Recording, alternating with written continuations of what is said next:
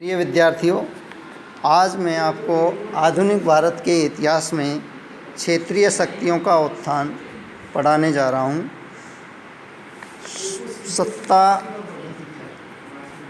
का एक सामान्य नियम है कि जब केंद्र में शक्ति मजबूत होती है तो क्षेत्रीय शक्तियाँ उसके नियंत्रण में रहती है, लेकिन जब केंद्रीय सत्ता कमज़ोर हो जाती है तो क्षेत्रीय शक्तियाँ स्वतंत्र होने लग जाती हैं।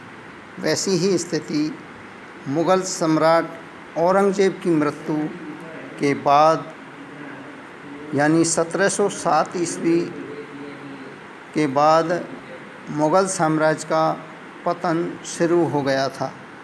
तब अनेक क्षेत्रीय शक्तियाँ केंद्र के नियंत्रण से मुक्त हो गई थी। सर्वप्रथम मुग़ल बादशाह मोहम्मद शाह के शासनकाल में 1722 ईस्वी में अवध के सूबेदार शहादत खां ने अवध में अपनी स्वतंत्र सत्ता स्थापित कर ली थी। हालांकि वह मुग़ल बादशाह का नाम मात्र का स्वामित्व भी स्वीकार करता रहा था। इसी प्रकार 1724 ईस्वी में दक्षिण के सूबेदार निज़ाम उल मुल्क आशफ जहाँ ने हैदराबाद के स्वतंत्र राज्य की स्थापना कर ली थी। 1727 ईस्वी में पूर्वी भारत के समृद्ध सूबे बंगाल, बिहार और उड़ीसा भी केंद्रीय सत्ता के नियंत्रण से मुक्त हो गए थे और शुजा-उद-दौला ने वहां अपनी स्वतंत्र सत्ता स्थापित कर ली थी। पंजाब में मुग़ल सूबेदारों के अत्याचारों से त्रस्त सिखों ने अपनी सैनिक शक्ति संगठित कर ली थी। इन क्षेत्रीय शक्तियों में मैसूर, पंजाब और अवध ने अपने अपने प्रदेशों की स्वायत्तता एवं स्वतंत्रता को बनाए रखने के लिए अंग्रेज़ों से निरंतर संघर्ष किया, लेकिन अंत में ये तीनों शक्तियाँ अंग्रेज़ों के हाथों पराजित हुई और उनका ब्रिटिश साम्राज्य में विलय कर लिया गया था। इनमें हम सर्वप्रथम लेते हैं मैसूर राज्य का उत्थान एवं पतन। भारत के पूर्वी और दक्षिणी घाट जहाँ मिलते हैं, अर्थात दक्षिण के सुदूर भाग में, उस क्षेत्र में मैसूर का छोटा सा राज्य था। किसी ज़माने में यह क्षेत्र विजयनगर साम्राज्य का अंग था। 1565 ईस्वी में जब विजयनगर साम्राज्य का विघटन हुआ, तब वाडियार वंश ने मैसूर में अपनी स्वतंत्र सत्ता स्थापित कर ली थी।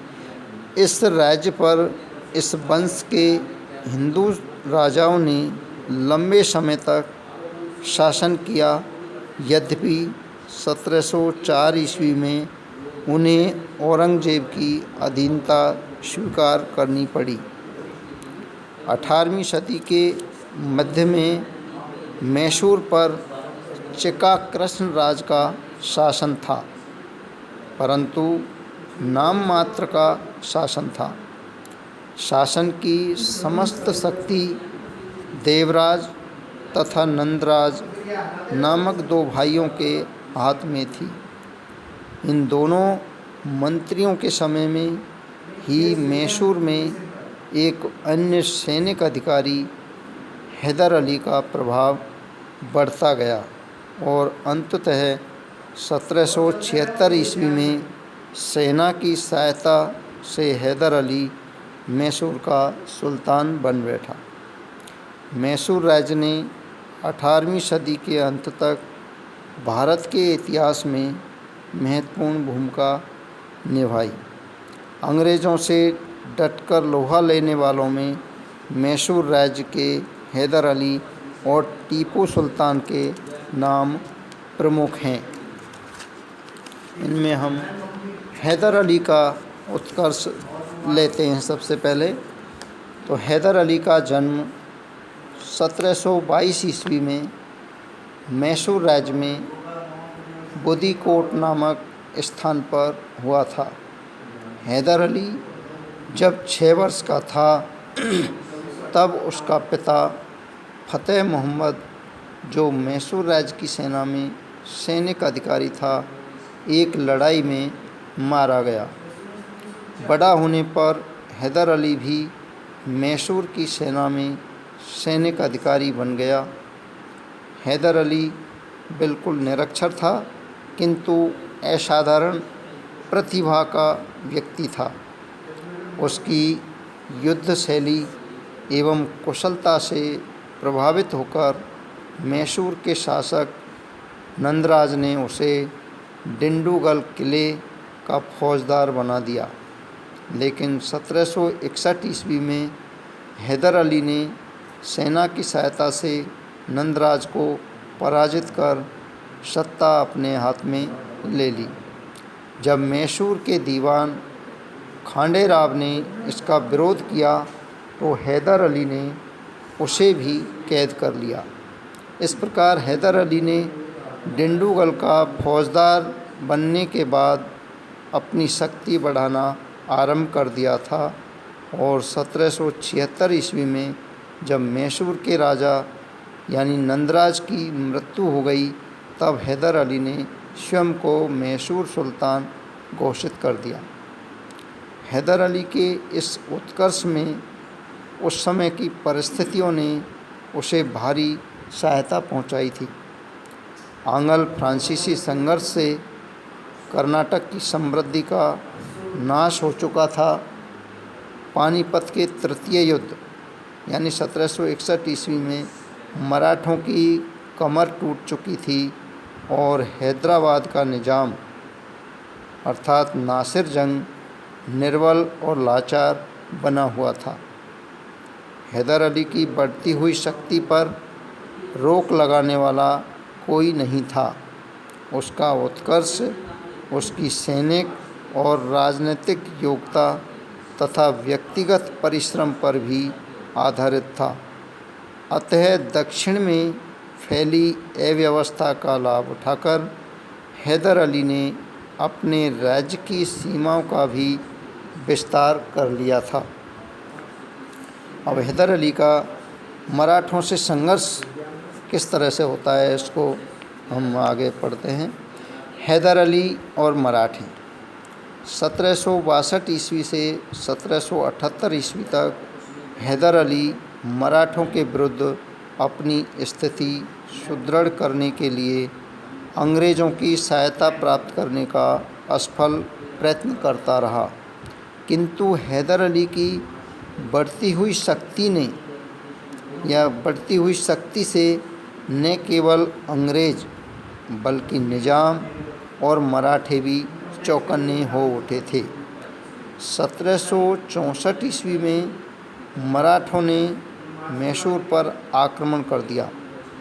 इस युद्ध में हैदर अली पराजित हुआ और मार्च 1765 में उसे मराठों से संधि करनी पड़ी, जिसके अनुसार गुंटी और साबनूर के ज़िले तथा 32 लाख रुपए उसे मराठों को देने पड़े। 1766 ईस्वी में अंग्रेज़ों, मराठों और निज़ाम ने हैदर अली के विरुद्ध एक शक्तिशाली संघ बना लिया, किंतु इस त्रिगुट में पारस्परिक विश्वास नहीं था। अतः हैदर अली ने अपनी विलक्षण बुद्धि से इस त्रिगुट को भंग कर दिया। उसने मराठों को 35 लाख रुपए देकर वापस लौटा दिया। दूसरी तरफ हैदर अली ने निज़ाम के पास यह संदेश भेजा कि वह उसे उत्तरी सरकार के प्रदेश दिलवाने में सहायता देने को तैयार है। अतः निज़ाम ने 1767 ईस्वी में अंग्रेज़ों के विरुद्ध हैदर अली से संधि कर ली। इस प्रकार हैदर अली ने अपनी कूटनीति द्वारा त्रिगुट को भंग कर दिया। तत्पश्चात हैदर अली ने अंग्रेज़ों पर आक्रमण कर उन्हें पराजित कर दिया और मार्च 1769 में अंग्रेज़ों को हैदर अली से संधि करनी पड़ी, जिसमें उन्होंने हैदर अली को वचन दिया कि यदि कोई शक्ति उस पर आक्रमण करेगी तो वे उसे सहायता देंगे। इस आश्वासन के बाद हैदर अली ने मराठों को खिराज देना बंद कर दिया तथा मराठों को दिए गए अपने प्रदेशों पर आक्रमण कर दिया। इस पर मराठों ने 1770 से 72 में मैसूर पर आक्रमण कर दिया। अब हैदर अली ने अंग्रेज़ों से सहायता मांगी, किंतु अंग्रेज़ों ने उसकी कोई सहायता नहीं की। फलस्वरूप हैदर अली को पराजित होकर मराठों से अपमानजनक संधि करनी पड़ी। अगस्त 1773 ईस्वी में पेशवा नारायण राव की मृत्यु के बाद मराठा संघ में गृह कलह उत्पन्न हो गया था। इस अव्यवस्था का लाभ उठाकर हैदर अली ने उन सभी प्रदेशों पर पुनः अधिकार कर लिया जो पूर्व में उसे मराठों को देने पड़े थे। इसी समय अंग्रेज़ों और मराठों के बीच युद्ध आरंभ हो गया। ऐसे समय मराठे अंग्रेज़ों के विरुद्ध हैदर अली की सहायता चाहते थे। अतः पेशवा के मंत्री नाना फडणवीस ने 1780 में हैदर अली से समझौता किया, जिसमें हैदर अली ने मराठों की सहायता कर अंग्रेज़ों को भारत से बाहर निकालने का वचन दिया। इसके बदले में नाना फडणवीस ने हैदर अली से वसूली जाने वाली वार्षिक खराज की राशि कम कर दी। तत्पश्चात हैदर अली ने अंग्रेज़ों के विरुद्ध मराठों को सहायता दी थी, किंतु युद्ध के दौरान ही हैदर अली की मृत्यु हो गई थी।